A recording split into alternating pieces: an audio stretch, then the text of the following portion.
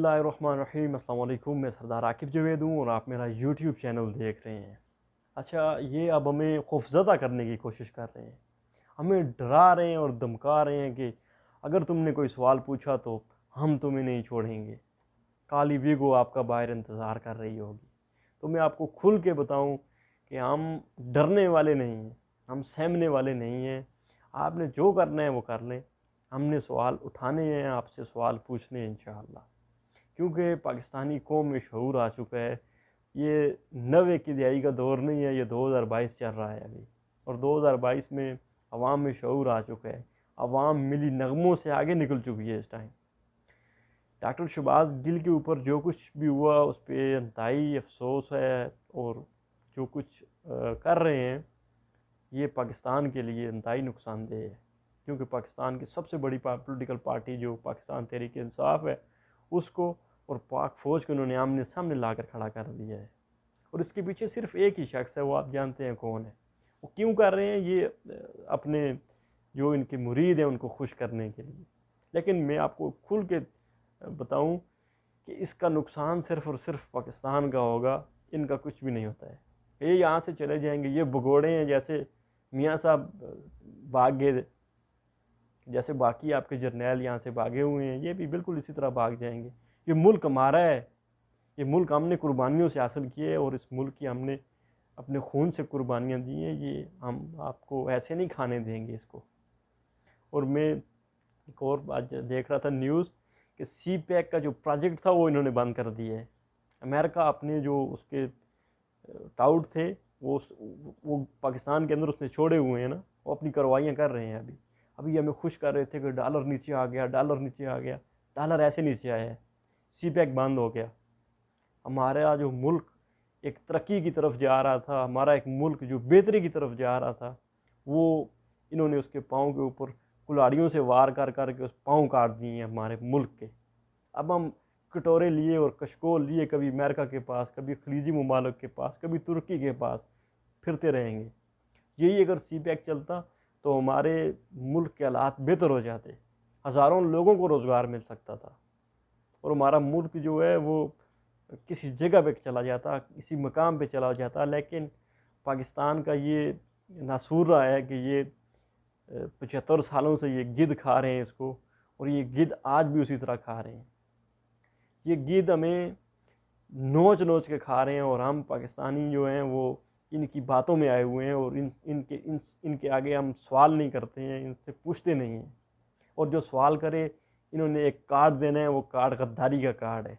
वो कार्ड देते, दूसरा कार्ड देते हैं, वो कार्ड है मज़हब का कार्ड। ये दो कार्ड इस्तेमाल करते हैं। पहला कार्ड गद्दारी का कार्ड, वो चला तो ठीक है, ना चला तो फिर मज़हब का कार्ड दे देते हैं। ये दो कार्ड इन्होंने अपनी जेब में रखे हुए हैं। साथ में एक मौलवी भी लिया हुआ है, मौलवी फतवे जारी करता है। मौलवी का काम है फतवा जारी करना कि फ़लाँ मुसलमान है और फ़लाँ मुसलमान नहीं है, फ़लाँ ऐसा है, फ़लाँ है वैसा है।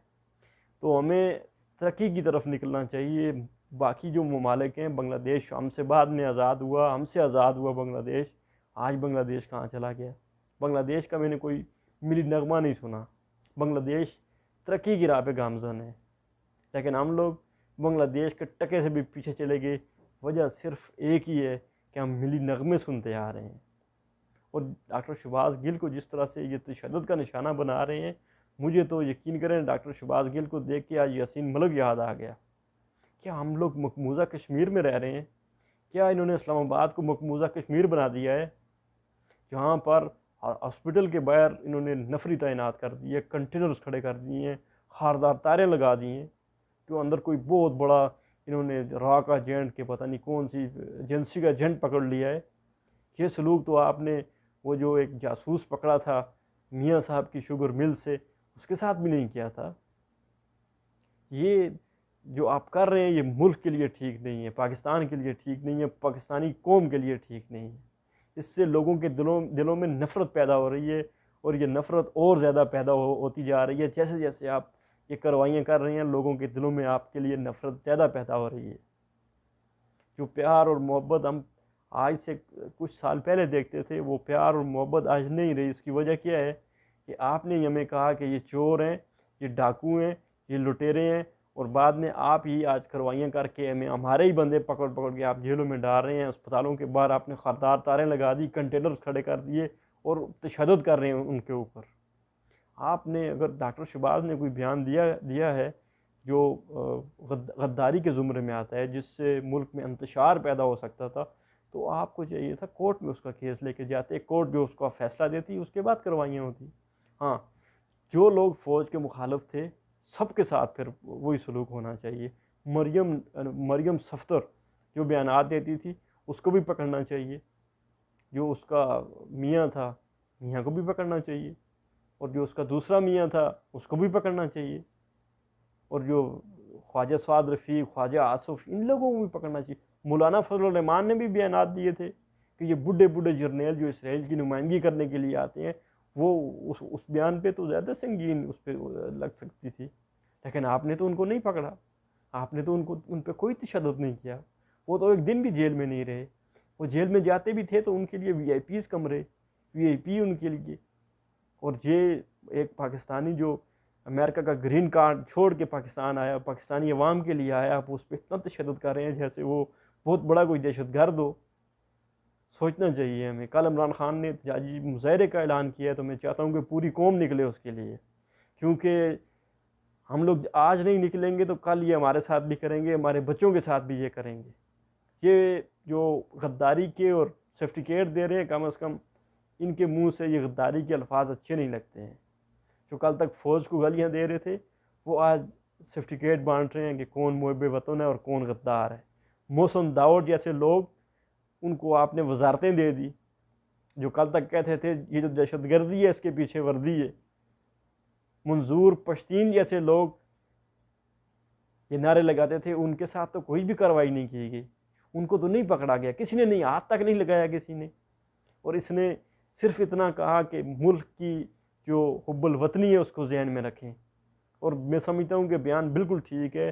اس بیان کی اگر طے میں جائیں تو ہم ہر سال ایک ڈے مناتے ہیں, یوم دفاع. وہاں پر ہم ذکر کرتے ہیں اپنے جو ہمارے افسران شہید ہوئے ہیں, ان میں سے ایک افسر ہمارا اور ایک ہمارا نوجوان شہید ہوا ہے, اس کا نام راشد مناز ہے.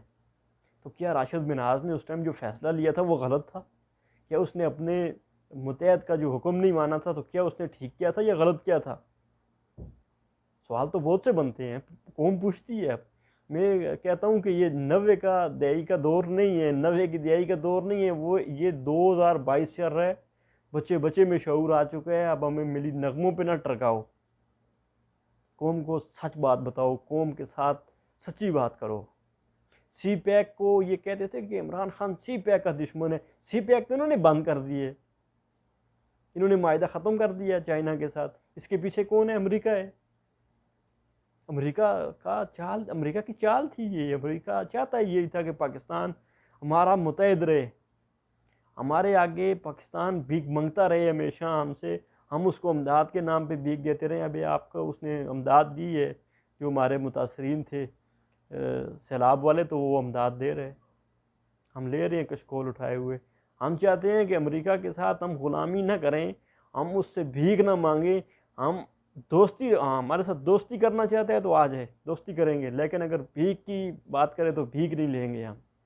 ہم پاکستانی غیرت مند قوم تھی, لیکن افسوسناک صورتحال یہ ہے کہ یہ جو ہمارے اوپر بیگرز مسلط کیے گئے ہیں, انہوں نے ہمیں بھیک منگتا کر دیا ہے, ہمیں بیکاری بنا دیا ہے, ہمیں مانگنے والا بنا دیا ہے. آج ہمارا جرنل جو ہے وہ کشکول اٹھائے ہوئے خلیجی ممالک کے آگے بھیک مانگ رہا ہے, اور کبھی امریکن کے آگے بھیک مانگ رہا ہے. کیا وجہ ہے؟ وجہ یہی ہے کہ ہمارے اوپر جو لوگ مسلط ہیں یہ بیکاری ہے, اور خربوزہ خربوزے کو دیکھ کے رنگ پکڑتا ہے. بہت شکریہ تمام دوستوں کا اور تمام بھائیوں کا.